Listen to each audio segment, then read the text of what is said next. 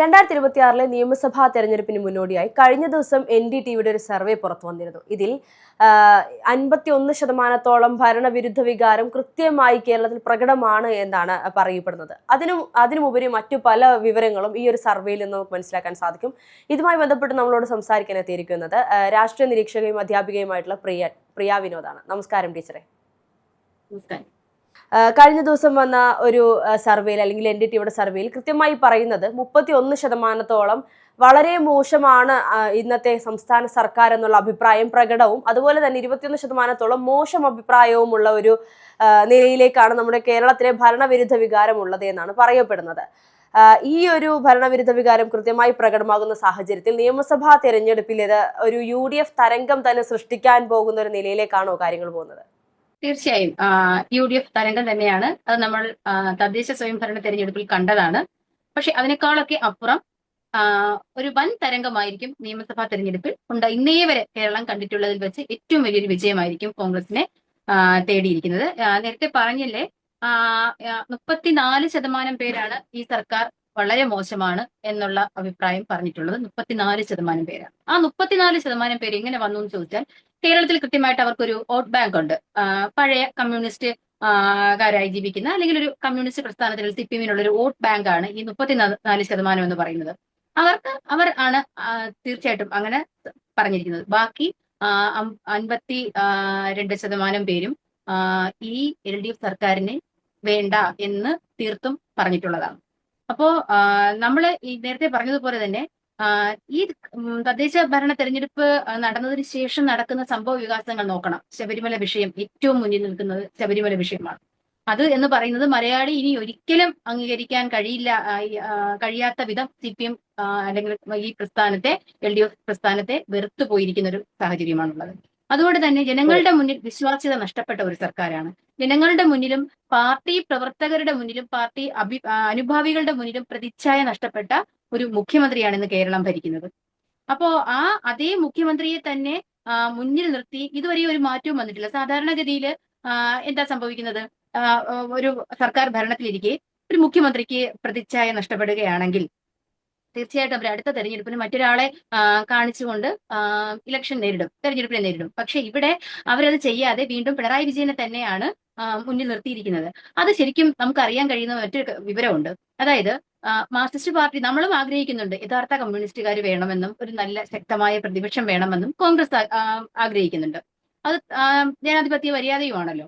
അന്നേരം ഈ പാർട്ടി ഇനി എന്തെങ്കിലും രീതിയിൽ ഒരിക്കലും തിരിച്ചു വരില്ല എങ്കിൽ പോലും ഇനി വീണ്ടും ഒരു അധികാരത്തിൽ വന്നു കഴിഞ്ഞാൽ, അല്ലെങ്കിൽ നല്ലൊരു പാഠം ഇവർക്ക് ഇപ്പൊ കിട്ടിയില്ലെങ്കിൽ ഇനി ഒരിക്കലും ബീഹാറിലും ബംഗാളിലും ഒക്കെ നമ്മൾ കണ്ടതിനേക്കാളൊക്കെ അപ്പുറം പാർട്ടി തേഞ്ഞുമാഞ്ഞ് ഇല്ലാതെ പോകും. അപ്പൊ അതുകൊണ്ട് തന്നെ കൃത്യമായിട്ടും അവർ പിണറായി വിജയനെ മാറ്റാതെ പിണറായി വിജയനെ തന്നെ മുന്നിൽ നിർത്തി ഈ ഇലക്ഷൻ നയിക്കാനാണ് അവരുടെ തീരുമാനം. കാരണം അതിന് പിന്നിൽ പിന്നെ ഈ പറയുന്ന സർവേ റിപ്പോർട്ടിലൊക്കെ തന്നെ പറയുന്നുണ്ട്, പിന്നിൽ വരുന്നത് ശൈലജ ടീച്ചറുടെ ഒരു പേരാണ് വരുന്നത്. ഒരിക്കലും സ്ത്രീവിരുദ്ധത എന്താണ് എന്ന് നമുക്ക് നന്നായിട്ട് അറിയാം, CPM-ന്റെ സ്ത്രീവിരുദ്ധത എന്താണ് എന്നുള്ളത്. ആ ശൈലജ ടീച്ചറിനെ തന്നെ അവർ എത്രത്തോളം അപമാനിതയാകത്തക്കവണ്ണം അവരെ മാറ്റിമറിച്ച് ആ വടകര ലോക്സഭാ തെരഞ്ഞെടുപ്പിൽ നമ്മൾ കണ്ടതാണ്. അതിന്റെയൊക്കെ പിന്നിലും കൃത്യമായിട്ട് CPM-ന് അജണ്ട ഉണ്ടായിരുന്നു. അപ്പോ പറഞ്ഞു വരുന്നത്, വരുന്ന തെരഞ്ഞെടുപ്പിൽ UDF ഒരു തരംഗം സൃഷ്ടിക്കുകയും ചെയ്യും. പ്രതിച്ഛായ നഷ്ടപ്പെട്ട പിണറായി വിജയൻ ഈ തെരഞ്ഞെടുപ്പ് നയിക്കുമ്പോൾ ജനങ്ങളുടെ ഇവരുടെ LDF സർക്കാരിനുള്ള വിശ്വാസ്യത നഷ്ടപ്പെട്ട സ്ഥിതിക്കും വർഗീയത സ്ഥിതിക്ക് തീർച്ചയായിട്ടും ഈ സർക്കാരിന് വളരെ വലിയൊരു പരാജയം ഏറ്റെടുക്കേണ്ടി വരും. 1. 2, വർഗീയത ഇറക്കിയാണ് ഇവരിപ്പോ കളിക്കുന്നത്.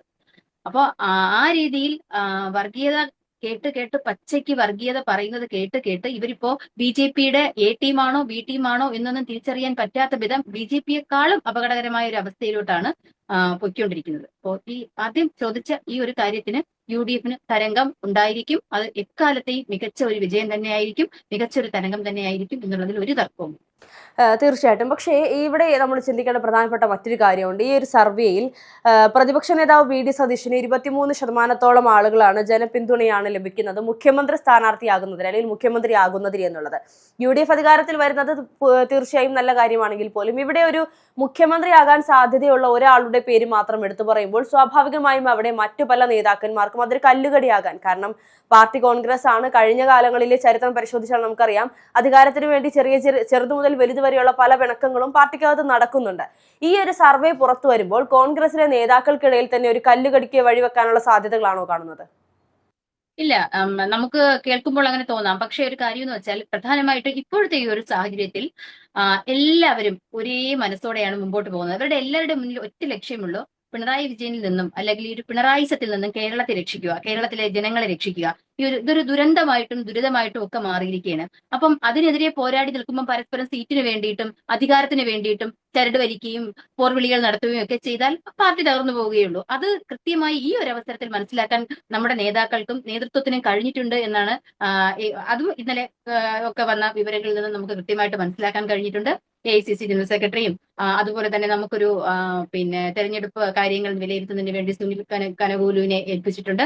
അപ്പൊ അദ്ദേഹം നടത്തുന്ന സർവേകളുണ്ട്. ഒരു പ്രത്യേക രീതിയിലാണ് സ്ഥാനാർത്ഥി നിർണയം, നമുക്ക് സംസാരിക്കാം. സ്ഥാനാർത്ഥി നിർണയം ഒക്കെ നല്ല രീതിയിലാണ് നടന്നു പോകുന്നത്. അത് തദ്ദേശ സ്വയംഭരണ തെരഞ്ഞെടുപ്പിലും ഏകദേശം അതുപോലെ തന്നെയായിരുന്നു. അപ്പൊ ആ ഒരു തന്ത്രം തന്നെയായിരിക്കും അവർ ഇവിടെയും പയറ്റുന്നത്.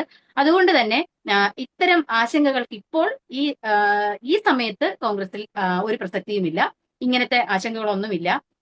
പിന്നെ ഒരു കാര്യം എന്ന് പറഞ്ഞാൽ ഒന്നിനും മികച്ച, അതായത് പിന്നെ മികച്ച നേതാക്കൾ ഒത്തിരി പേരുള്ള ഒരു പ്രസ്ഥാനമാണ് കോൺഗ്രസ്. അതുപോലെ തന്നെ അഭിപ്രായ സ്വാതന്ത്ര്യവും ഒരു ജനാധിപത്യവും ബഹുസ്വരതയും ഒക്കെയുണ്ട്. അപ്പോ അതെല്ലാം എക്കാലത്ത് അതുകൊണ്ടാണ്. അല്ലെങ്കിൽ ഇവർക്ക് രഹസ്യമായി പറയാം, അല്ലെങ്കിൽ മറ്റെന്തെങ്കിലും പറയാതിരിക്കാൻ പറയാം, അങ്ങനെയൊന്നും ഇല്ല. അവർ പറയുന്നുണ്ട്. പക്ഷെ ഇപ്രാവശ്യം എന്ത് തന്നെ ആയാലും അധികം പ്രശ്നങ്ങൾ പുറത്തോട്ട് പറയാൻ മീൻസ് എല്ലാവരുടെയും ഒരേ ഒരു ലക്ഷ്യം എന്ന് പറയുന്നത് തെരഞ്ഞെടുപ്പിനെ വൻ വിജയമാക്കുക എന്നുള്ളതാണ്. അപ്പൊ വിജയ സാധ്യതയ്ക്കായിരിക്കും കോൺഗ്രസ് മുൻതൂക്കം നൽകുന്നത്. സ്ഥാനാർത്ഥികൾ നിർണ്ണയിക്കുന്നതും അങ്ങനെയായിരിക്കും. അതുകൊണ്ട് തന്നെ നമ്മുടെ നേതൃത്വം പറയുന്നത് നേതാക്കൾക്ക് ഉൾക്കൊള്ളാൻ കഴിയുന്ന ഒരു മാനസികാവസ്ഥയിലൂടെയാണ് പോകുന്നത്. പ്രവർത്തകർക്കും അത് തന്നെയാണ് ഇഷ്ടം, ജനങ്ങൾക്കും അത് തന്നെയാണ് ഇഷ്ടം. അതെ, തീർച്ചയായിട്ടും. ഇവിടെ ഇപ്പോൾ കഴിഞ്ഞ തവണകളിൽ നമ്മൾ കണ്ടതുപോലെ സ്ഥാനാർത്ഥി നിർണയത്തിൽ വലിയ രീതിയിലുള്ള ബുദ്ധിമുട്ടുകളൊന്നും ഉണ്ടാകില്ലെങ്കിൽ പോലും കൃത്യമായി നല്ല നേതാക്കളെ, വിജയ സാധ്യതയുള്ള നേതാക്കളെ തന്നെ നിർത്തണം എന്നുള്ളത് ഇപ്രാവശ്യം കോൺഗ്രസിന്റെ അല്ലെങ്കിൽ UDF മുന്നണിയുടെ ഒരു ആവശ്യമാണ്. അപ്പോൾ അങ്ങനെയുള്ള നേതാക്കളെ മുൻനിർത്തുമ്പോൾ പലരെയും പിണക്കേണ്ടി വരും, പലരെയും കണ്ടില്ലെന്ന് നടിക്കേണ്ടി വരും, പലരുടെയും മുഖം നോക്കാതെ തീരുമാനം എടുക്കേണ്ടി വരും എന്നുള്ളത് യാഥാർത്ഥ്യമാണ്. മുസ്ലിം ലീഗിന്റെ ഭാഗത്തു നിന്നാണെങ്കിൽ പോലും ഇത്തരത്തിൽ കൂടുതൽ സീറ്റുകൾ ആവശ്യപ്പെടുന്നില്ല. പക്ഷേ കൂടുതൽ MLA മാർ, മുസ്ലിം ലീഗിൽ നിന്നും കൂടുതൽ MLA മാർ വിജയ സാധ്യതയുള്ള സീറ്റുകൾ ചോദിച്ചു വാങ്ങി അവിടെ വിജയിപ്പിക്കാനുള്ള പൂർണ്ണമായ ഉത്തരവാദിത്തം ഏറ്റെടുത്തുകൊണ്ട് കൂടുതൽ MLA മാരെ അടുത്ത തവണ നിയമസഭയിലേക്ക് എത്തിക്കണം എന്നുള്ള ലക്ഷ്യമാണ് മുസ്ലിം ലീഗ് ഉൾപ്പെടെയുള്ള ഘടകകക്ഷികളും നടത്തിക്കൊണ്ടിരിക്കുന്നത്. ഇവിടെ ഈ ഒരു സ്ഥാനാർത്ഥി നിർണയം ഇത്തരത്തിൽ വലിയൊരു തടസ്സങ്ങൾ സൃഷ്ടിക്കാനുള്ള സാധ്യതയുണ്ടോ? കാരണം പലരെയും കണ്ടില്ലെന്ന് നടിക്കേണ്ടി വരും. ഞാൻ നേരത്തെ പറഞ്ഞതുപോലെ പല പ്രീതികളും മറന്നുകൊണ്ട് വിജയം മാത്രം മുന്നിൽ കണ്ടുകൊണ്ടു പോകുമ്പോൾ പല നേതാക്കന്മാരെയും, വർഷങ്ങളായി പ്രവർത്തിക്കുന്ന പലരെയും വേണ്ടെന്ന് വെക്കേണ്ടി വരില്ലേ ഇപ്പോൾ ഇന്നത്തെ നേതാക്കന്മാർക്ക്? എന്ത് തന്നെയായാലും നമ്മൾ 10 വർഷമായി പ്രതിപക്ഷത്തിരിക്കുന്ന ഒരു പാർട്ടിയാണ് കോൺഗ്രസ്. അപ്പോ ആ ഒരു കാലഘട്ടത്തിൽ നിന്നും ഇപ്പം ജനങ്ങൾ തന്നെ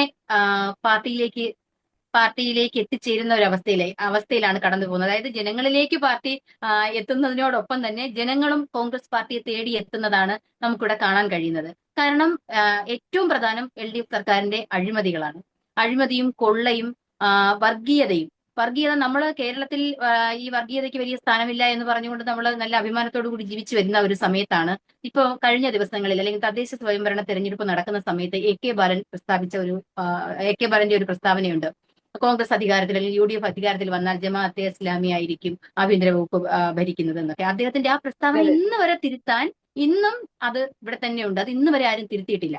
അതിനുശേഷം സജി ചെറിയാൻ പറഞ്ഞിട്ട് പേരിൽ മതം കണ്ടുപിടിക്കുന്നത്, നമ്മുടെ പേര് പറഞ്ഞിട്ട് ആ പേരിൽ മതം കണ്ടെത്തുന്ന ഒരു കാഴ്ച, നമ്മൾ ധരിക്കുന്ന വസ്ത്രത്തിൽ പിന്നെ മതം കണ്ടെത്തുന്ന ഒരു കാഴ്ച, നമ്മൾ കഴിക്കുന്ന ആഹാരത്തിൽ നമ്മുടെ കൂടെ കൂട്ടുകൂടുന്ന സുഹൃത്തുക്കൾ ആരാണോ അവരെ കണ്ടിട്ട് നമ്മളെയും കൂടി ആ മതത്തിലേക്ക് ചേർക്കുന്ന ഒരവസ്ഥ. ഇങ്ങനെ മതം കൊണ്ട് അല്ലെങ്കിൽ വർഗീയ കാർഡുകൾ ഇറക്കി 4 വോട്ട് തേടാൻ പറ്റുമോ എന്നാണ് ഇവർ ചിന്തിച്ചുകൊണ്ടിരിക്കുന്നത്. അതുകൊണ്ട് തന്നെ മുസ്ലിം ലീഗിനെ സംബന്ധിച്ച് പറയുകയാണെങ്കിൽ അതൊരിക്കലും ഒരു മതത്തിന്റെ അല്ലെങ്കിൽ ഒരു സാമുദായിക പാർട്ടിയല്ല. മുസ്ലിം ലീഗ് എന്ന് പറയുന്നത് ഒരു രാഷ്ട്രീയ പാർട്ടിയാണ്. അവരെവിടെ നിന്നാലും നല്ല ഭൂരിപക്ഷത്തിൽ വിജയിക്കും. കാരണം ഇത്രയും നാളുമുള്ള അവരുടെ വിജയങ്ങളും അവരുടെ പ്രവർത്തനവും ഒക്കെ അഭിമാനാർഹമാണ്, അംഗീകരിക്കപ്പെട്ടിട്ടുള്ളതാണ്. അതുകൊണ്ട് തന്നെ മുസ്ലിം ലീഗ് എന്ന് പറയുന്നത് അവരൊരു അധികാര മോഹമൊന്നും ഉള്ളവരല്ല, ആർത്തിയുള്ളവരല്ല. അവർ കോൺഗ്രസിനെ അധികാരത്തിൽ എത്തിക്കുക എന്നുള്ളത് അവരുടെയും ഉത്തരവാദിത്വമാണ്, അവരുടെയും ലക്ഷ്യമാണ്. അതുകൊണ്ട് തന്നെ ലീഗിനൊന്നും അത്തരം പ്രശ്നങ്ങളൊന്നും ഇതുവരെയും എങ്ങും ഉന്നയിച്ചിട്ടില്ല. പിന്നെ ജയിക്കുന്ന സീറ്റുകൾ അവരെവിടെ നിന്നാലും ജയിക്കും എന്നുള്ളത് ഉറപ്പുമാണ്. അവർക്ക് ഇഷ്ടംപോലെ സീറ്റുകൾ, സാധ്യതയുള്ള സീറ്റുകൾ ഇഷ്ടംപോലെ ഉണ്ട്. അപ്പൊ അതുകൊണ്ട് തന്നെ അതൊരു വിഷയമേ ആകുന്നില്ല. പിന്നെ നമ്മുടെ വർഷങ്ങളായി പ്രവർത്തിക്കുന്ന നേതാക്കൾ, ചില സ്ഥലങ്ങളിൽ ഒരുപക്ഷെ ചെറുപ്പക്കാർക്കായിരിക്കും മുൻഗണന വരുന്നത്. ഞങ്ങളുടെയൊക്കെ നാട്ടിലൊക്കെ തന്നെ നോക്കിയാലും ഇപ്പം ഞാനത് ഒരു കഴിഞ്ഞ എന്റെ ഇത് കുമ്പിൾ പഞ്ചായത്താണ്. 20 വർഷത്തിന് ശേഷം ആ പഞ്ചായത്ത് തിരിച്ചു പിടിച്ചിരിക്കുകയാണ്. 20 വർഷവും ആ പഞ്ചായത്ത് രൂപീകരിച്ച് 20 വർഷവും CPM ആണ് ഭരിച്ചത്. ഭരിച്ച അവിടെ ഒരു വികസനം എന്ന് പറയുന്നത് ഇല്ല. അവിടെ ജനങ്ങൾ ശ്വാസം മുട്ടി ജീവിച്ച ഒരു സ്ഥലമാണ്. ഇപ്പൊ ആദ്യമായിട്ട് കോൺഗ്രസിന് ഭരണം എത്തിയിട്ടുണ്ട്. അപ്പൊ അവിടെയൊക്കെ മുന്നോട്ട് വന്ന ചെറുപ്പക്കാരുണ്ട്. അപ്പൊ അതുപോലെ ഓരോ സ്ഥലങ്ങളിൽ എന്റെ സ്ഥലമായതുകൊണ്ട് എനിക്ക് വ്യക്തമായി അറിയാമെന്നുള്ളതുകൊണ്ട് ഞാനത് സ്പെസിഫൈ ചെയ്ത് പറഞ്ഞതേ ഉള്ളൂ. അതുപോലെ പലയിടങ്ങളിലും ഉണ്ട്. അപ്പൊ വിജയ സാധ്യതയും ജനങ്ങൾ കൂടുതൽ ഇഷ്ടപ്പെടുകയും ജനങ്ങളിലേക്ക് ഇറങ്ങി പ്രവർത്തിക്കുകയും ഒക്കെ ചെയ്യുന്ന ആൾക്കാരുണ്ടെങ്കിൽ അവർക്ക് കൊടുക്കുന്നത് നല്ലതാണ്. പിന്നെ വർഷങ്ങൾ ചില സ്ഥലങ്ങളിൽ നമുക്ക് ചിലപ്പോൾ നേരത്തെ ഉള്ള നേതാക്കളെ തന്നെ ചിലപ്പോൾ നിർത്തേണ്ടി വരും. അതാണ് പറഞ്ഞത്, വിജയ സാധ്യത നോക്കുന്നു. പിന്നെ ഇപ്പൊ ഉള്ളൊരു ആശങ്ക ഞാൻ പറഞ്ഞില്ലേ, ഈ വിജയ സാധ്യത നോക്കി നിർത്തുമ്പോൾ ഇപ്രാവശ്യം ആർക്കും ആശങ്കയില്ലെന്നേ. അങ്ങനത്തെ പ്രശ്നങ്ങളൊന്നുമില്ല, അങ്ങനെ ആശങ്കപ്പെടേണ്ട ആവശ്യമൊന്നുമില്ല. കാരണം ഭരണം കിട്ടും. അത് കഴിഞ്ഞാൽ ഈ ഭരണം നഷ്ടപ്പെട്ടു പോകാതെ തുടർ ഭരണത്തിലേക്ക് എത്തുക. ഈ ഭരണം എന്ന് പറയുമ്പോൾ ഒരു MLA യും മന്ത്രിയും ഒന്നും അല്ലാതെ അതിനപ്പുറത്തോട്ടൊക്കെ സ്ഥാനങ്ങളുണ്ടല്ലോ. നല്ല രീതിയിൽ പ്രവർത്തിക്കുകയൊക്കെയാണെങ്കിൽ അവർ എവിടെയും അടയാളപ്പെടുത്തപ്പെടും. അവർക്ക് നല്ല രീതിയിൽ അർഹമായ സ്ഥാനങ്ങൾ കിട്ടുകയും ചെയ്യും. അപ്പൊ ഏറ്റവും നല്ല രീതിയിൽ ജനങ്ങളോട് ചേർന്ന് നിന്ന് പ്രവർത്തിക്കുക എന്നുള്ളതാണ് ഏറ്റവും വലിയ കാര്യം. പിന്നെ ഈ ആശങ്കയ്ക്കൊന്നും കാരണമല്ല. ഇപ്പൊ എല്ലാവരും വിചാരിക്കും എന്റെ വാർഡിൽ ഒരു പിന്നെ എന്താണ് കോൺഗ്രസിന് മുൻതൂക്കം കിട്ടണം, അല്ലെങ്കിൽ എന്റെ നാട്ടിൽ ചെല്ലുമ്പോൾ എനിക്ക് ത്രിവർണ്ണ പതാക കാണണം എന്നൊക്കെ ഉള്ള ഒരു ബോധ്യം, ആ ഒരു തിരിച്ചറിവിലേക്കൊക്കെ കുറെ പേരൊക്കെ മാറിയതായിട്ടൊക്കെ നമ്മൾ കേൾക്കുന്നുണ്ട് സംസാരിക്കുന്നതൊക്കെ. അപ്പൊ അതൊക്കെ കേൾക്കുമ്പോൾ ഭയങ്കര സന്തോഷം തോന്നും. ഒന്ന്. രണ്ട്, പിന്നെ പിണറായി സർക്കാരിനെ ജനങ്ങൾ അത്രമാത്രം വെറുത്തു പോയത് കൊണ്ട് തന്നെ ഈ കോൺഗ്രസ് തരംഗത്തിന് തന്നെയാണ് എപ്പോഴും, അത് നേരത്തെ നമ്മുടെ പ്രതിപക്ഷ നേതാവ് പറഞ്ഞതുപോലെ വിസ്മയങ്ങൾ തന്നെയാണ് കോൺഗ്രസിൽ സംഭവിച്ചുകൊണ്ടിരിക്കുന്നത്. അതെ, തീർച്ചയായിട്ടും. ഇനിയിപ്പോൾ നിയമസഭാ തെരഞ്ഞെടുപ്പ് ഇനി അടുത്ത് വരികയാണ്. ഈ സമയങ്ങളിൽ സ്ഥാനാർത്ഥികളുമായി ഏകദേശം കുറെ ഇടങ്ങളിലേക്ക് ധാരണ വന്നിട്ടുണ്ട്. ഇനിയും ഇത്തരത്തിലുള്ള പേരുകളൊക്കെ ഉയർന്നു വരാൻ സാധ്യതയുണ്ട്. വരുന്ന ദിവസങ്ങളിൽ ഇതുമായി ബന്ധപ്പെട്ട് കൂടുതൽ വിഷയങ്ങളും കൂടുതൽ അപ്ഡേഷൻസ് പുറത്തു വരുമ്പോൾ നമുക്ക് വീണ്ടും വരിക്കാം. ചർച്ചയിൽ പങ്കെടുത്തതിന് നന്ദി. Thank you.